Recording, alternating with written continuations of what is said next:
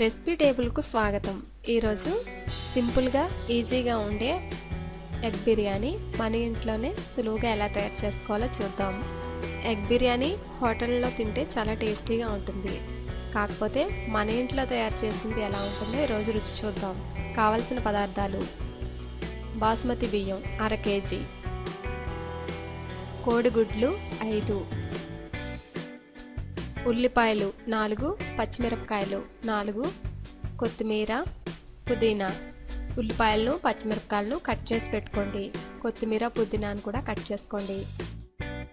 మసాలాలు: యాలకులు 2, లవంగాలు 5, బే లీఫ్ 1, దాల్చిన చెక్క 2 ఇంచులు, షాజీరా 1/2 టేబుల్ స్పూన్, జావిత్రి 1 ఇంచు. జావిత్రి వేయకపోయినా పర్వాలేదు, ఆప్షనల్. జీడిపప్పు 20, బిర్యానీ మసాలా 3 టేబుల్ స్పూన్స్, కుంకుమ పువ్వు 3 ఇంచులు. వేడి పాలలో నానబెట్టుకోండి. పెరుగు 100 గ్రాములు, పసుపు 1/2 table spoon, Kashmiri red chilli powder 1 table spoon,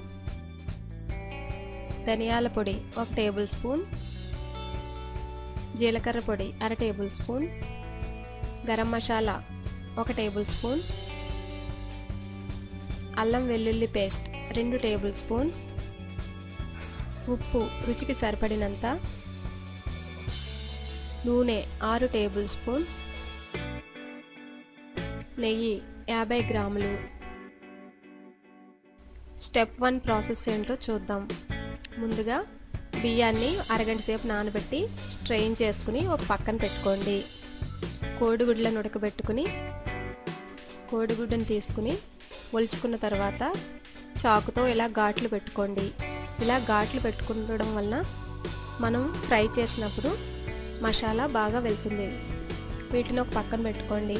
ఇప్పుడు ఒక బౌల్లో కొంచెం కారం, ధనియాల పొడి, జీలకర్ర పొడి, గరం మసాలా, అల్లం వెల్లుల్లి పేస్ట్, కొంచెం శనగపిండి, వీటన్నిటిని వేసుకుని బాగా మిక్స్ చేసుకోండి.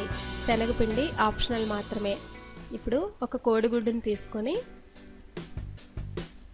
ఈ మిశ్రమంలోకి క్రాక్ చేసుకోండి. కోడిగుడ్డు కూడా ఆప్షనల్ మాత్రమే. కోడిగుడ్డు లేకపోయినా కొంచెం వాటర్ వేసుకుని మిక్స్ చేసుకోవచ్చు. ఇలా మొత్తం అంతా బాగా మిక్స్ చేసుకున్న తర్వాత మనం ఘాట్లు పెట్టి ఉంచుకున్న కోడిగుడ్లను ఈ మిశ్రమంలో వేసి కలుపుకోవాలి. అంటే మసాలా బాగా పట్టేలాగా ఒకసారి చేతితో కలుపుకున్న తర్వాత ఒక పాన్లో 2 టేబుల్ స్పూన్స్ ఆయిల్ వేసి హీట్ అయిన తర్వాత ఈ గుడ్లను వేసి ఫ్రై చేసుకోవాలి. కోడిగుడ్లు మరీ ఎక్కువగా ఫ్రై చేయకండి. ఎక్కువగా ఫ్రై చేయడం వలన సాగిపోతాయి.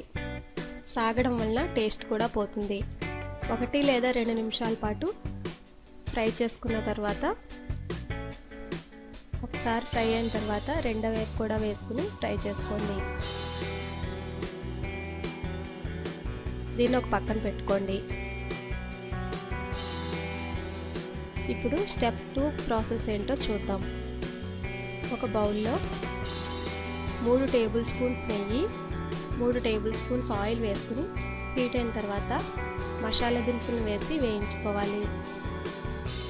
తర్వాత జీడిపప్పును కూడా వేసి 1 నిమిషం పాటు ఫ్రై చేయండి. సన్నగా కట్ చేసిన ఆనియన్స్ అలాగే పచ్చిమిర్చిని కూడా వేసుకుని లైట్ బ్రౌన్ కలర్ వచ్చే వరకు ఆనియన్స్ ఫ్రై చేసుకోండి. ఇప్పుడు అల్లం వెల్లుల్లి ముద్ద వేసి పచ్చివాసన పోయేంత వరకు ఒక 1/2 నిమిషం పాటు ఫ్రై చేయండి. పుదీనా, కొత్తిమీర వేసి ఒకసారి బాగా కలుపుకోండి. పుదీనా, కొత్తిమీర ఎంత ఎక్కువగా వేసినా టేస్టీగానే ఉంటుంది, రుచి కూడా బాగుంటుంది. ఇప్పుడు గడ్డ పెరుగును వేసి బాగా మిక్స్ చేసుకోండి. పెరుగు వల్లనే గ్రేవీ వస్తుంది కాబట్టి పెరుగు ఎక్కువగా యాడ్ చేసుకున్నా పర్వాలేదు. ఇలా బాగా కలుపుకున్న తర్వాత 1/2 టేబుల్ స్పూన్ పసుపు, 1.5 table spoon biryani masala, 1 table spoon కారం వేసుకుని బాగా కలుపుకోండి. స్పైసీనెస్ని బట్టి మీరు ఎక్కువగా స్పైసీగా తింటే మరి కాస్త యాడ్ చేసుకోండి. ఇప్పుడు స్ట్రెయిన్ చేసిన రైస్ని వేసుకుని ఒకసారి కలుపుకోండి. రైస్ అరగంట పాటు నానబెట్టాను కాబట్టి 1 కప్పు రైస్కు 1.5 కప్పులు వాటర్ వేసుకోండి. రైస్ కనుక నానబెట్టుకోకపోతే 1 కప్పు రైస్కు 2 కప్పుల వాటర్ను యాడ్ చేసుకోండి. ఇది మీరు గమనించవలసిన విషయం. ఇలా వాటర్ను యాడ్ చేసుకుని కలుపుకున్న తర్వాత కొంచెం ఉప్పును వేసుకోండి. ఉప్పు సరిపోయిందో లేదో చెక్ చేసుకోండి. ఇలా మిక్స్ చేసుకున్న తర్వాత 5 నిమిషాల పాటు మూత పెట్టి మరగనివ్వండి. 5 నిమిషాల పాటు ఉడికిన తర్వాత మూత తీసి ఒకసారి కలుపుకొని, ఇక్కడ పైన బబుల్స్ లాగా ఫామ్ అవుతున్నాయి కదా, ఇలా ఫామ్ అవుతున్నాయంటే హాఫ్ కుక్ అయింది. ఇప్పుడు స్టవ్ సిమ్మర్లో పెట్టుకుని లో ఫ్లేమ్లో ఉడికించండి. ఇప్పుడు బిర్యానీ 90% ఉడికింది. ఇలా ఉడికిన తర్వాత బిర్యానీని కొంచెం పక్కకు తీసుకుని ఫ్రై చేసుకునే ఎగ్స్ను ఈ బిర్యానీలో వేసుకోండి. ఈ ఎగ్స్ అన్నిటినీ వేసుకున్న తర్వాత రైస్తో ఎగ్స్ను కవర్ చేయండి. ఇలా మొత్తం కవర్ చేసుకున్న తర్వాత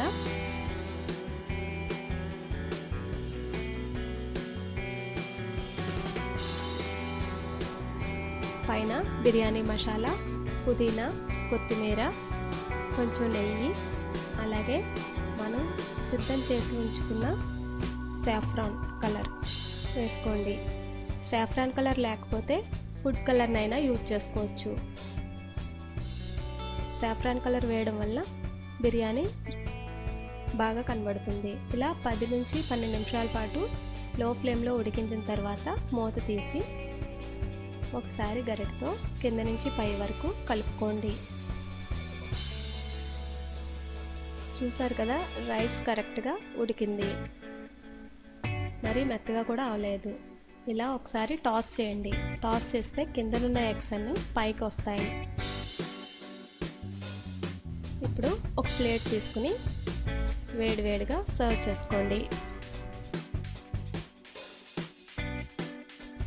మనం బయట తినే బిర్యానీల కన్నా మనం ఇంట్లో చేసుకునేదైతేనే టేస్టీగా ఉంటుంది, అలాగే ఆరోగ్యం కదా. అందువల్ల మీరు కూడా ఈ ఎగ్ బిర్యానీని ట్రై చేసి మీ ఫీడ్బ్యాక్ను నాకు పంపించండి. చూసారు కదా, టేస్టీగా ఉండే ఎగ్ బిర్యానీ మన ఇంట్లోనే సులువుగా ఎలా తయారు చేసుకోవాలో. మరిన్ని రుచుల కోసం రెసిపీ టేబుల్ను సబ్స్క్రైబ్ కాగలరు. ధన్యవాదములు.